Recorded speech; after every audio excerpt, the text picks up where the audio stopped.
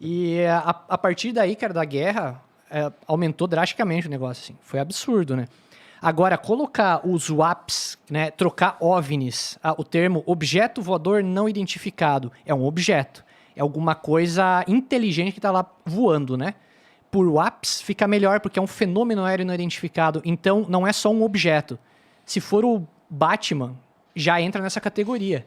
Se for um balão meteorológico, entra na categoria. Aí fudeu, atrapalha ainda mais. Atrapalha muito. Mas é uma coisa nova. Você fala OVNI, mas peraí, OVNI, as pessoas estão falando disso faz 80 anos. Não é OVNI. OVNI é aquela viagem deles, a gente tá falando de uma outra coisa. Mas assim, quem pesquisa isso, se você pegar, a gente se juntou, eu e o Tom, a gente tem livros que são antigos, livros de sebo sobre ufologia, e eles falam a mesma coisa que a gente tá falando hoje. Ou seja, a gente já sabe de tudo. As agências secretas, os orçamentos negros, eles já sabem de tudo desde 1940 e poucos. O que é esse orçamento aí? O que é uma coisa que se fala muito na ufologia? A gente pode duvidar das luzes, a gente pode duvidar que são naves, mas não temos como duvidar do orçamento secreto, que milhões, bilhões, né, de dólares são destinados à pesquisa, ao orçamento referente à segurança mundial, à pesquisa de objetos voadores não identificados. Isso, se você pegar na década de 40, 50, isso muito, Igor. Qualquer pessoa que via um fazendeiro via alguma coisa, se mandava-se 2 agentes pesquisarem, gastava muito dinheiro com isso. O mais interessante é que todas as pessoas que estavam envolvidas com projetos de ufologia e projetos secretos de 1940, 50, essas pessoas morreram.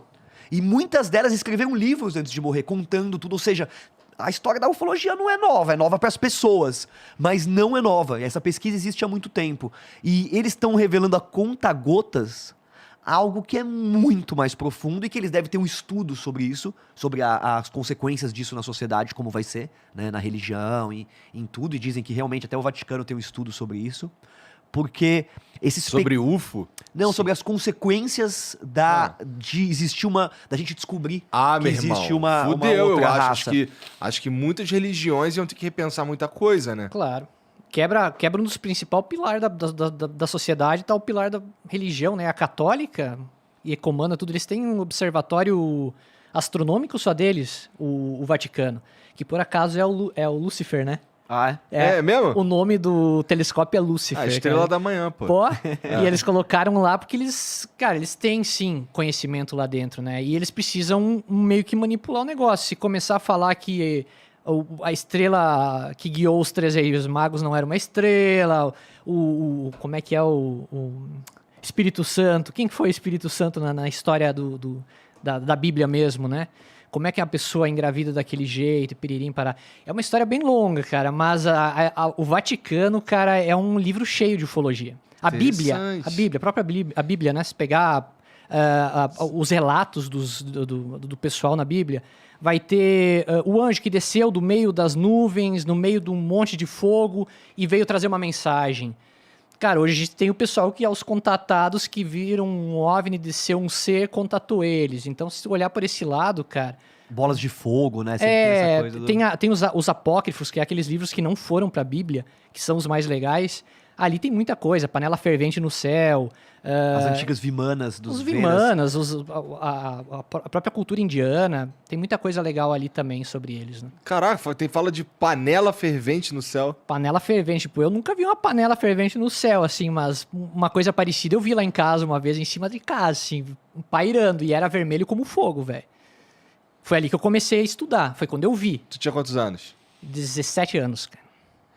E é louco porque muita gente vê, cara. A galera tá assistindo, e a gente até brinquei com o Tom de a gente fazer um lugar, um site onde as pessoas pudessem contar suas histórias anonimamente, porque muita gente tem medo de contar as histórias, mas assim, toda família tem a história de alguém que já viu uma nave, que já viu uma bola de luz, que já fez algum contato. Não é uma coisa rara, né? Primeiro, a ufologia não é rara, e a ufologia não foi desbancada até hoje. Porque o Sacani não veio. Mas assim, ela não foi...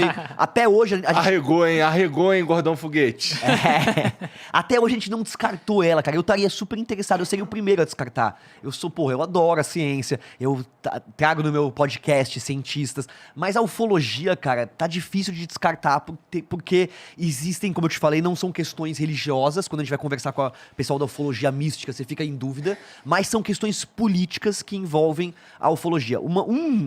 documento muito importante, então, se a gente podia mostrar, que é um dos últimos documentos, eles... Por isso que eu falei que é em conta-gotas, né? Então, assim, são os fóruns, é a ufologia, todo mundo vai digerindo essa informação. Nos Estados Unidos a gente tem a Fox News, muita gente que fala sobre isso, aqui não, aqui é mais restrito, tá? No Brasil. É que Fox News é meio Sensacional. Não, é total, sensacionalista, é a cara deles então, essa isso pauta. Isso aqui é foda, não é isso que dá uma descredibilizada no bagulho? Mas pelo menos estão falando na televisão, é tipo a Luciana Gimenez falar de Alien, né? Tipo, estão falando. Eu digo isso porque saíram, então, documentos que antes estavam pretos, né? Em 2012, 2014, vários documentos saíram com... Essas tarjas pretas. Marcados com tarja preta. Então, que legal, né? A agência americana liberou os documentos, mas com tarja preta. Mas não liberou de verdade. Tá, então ok. Agora saíram documentos sem a tarja preta, tá? Do primeiro caso ufológico, Que é esse aqui. que é do Novo México, tá? Eu li aqui, pelo menos eu li. Aonde ele, então, confirma que toda a história da ufologia é real. Porque esse caso ufológico é o caso principal. É o caso Roswell. O caso Roswell diz, né, a ufologia, de que caiu uma nave, Igor, e eles capturaram 3 entidades biológicas. Bom, é que, assim, em minha defesa aqui do incrédulo, esse papel, esse aqui, que tá sem as tarjas, não sei o quê, ele basicamente fala que os caras falaram que viram um bagulho. Que vira uma nave com seres. Um agente fez como é que se diz, o estudo de campo e disse que coletou essas informações, né? Essa é a real do documento. Então mas foi alguém a mando do governo, né? Pra pesquisar também isso. diz, Não diz aí que uma nave não foi caiu. Um pesquisador, não foi um ufólogo, tipo e que eu. corpos foram capturados. É só porque negaram por muito tempo. Tá. Por mais que dissessem que esse caso era real, ok, teve alguma coisa que aconteceu lá, mas não, peraí, que capturaram corpos e levaram para uma base aérea americana, diziam que não. Só que a ufologia, como eu disse, que já estuda isso há muito tempo, esse caso é conhecido. 3 entidades biológicas foram capturadas, uma estava viva ainda quando capturada e foi levada para uma base americana. Elas eram bem pequenas, pareciam crianças, vestidinhas em uniformes, ou seja, isso está sendo devagarinho atestado como sendo real. Sim.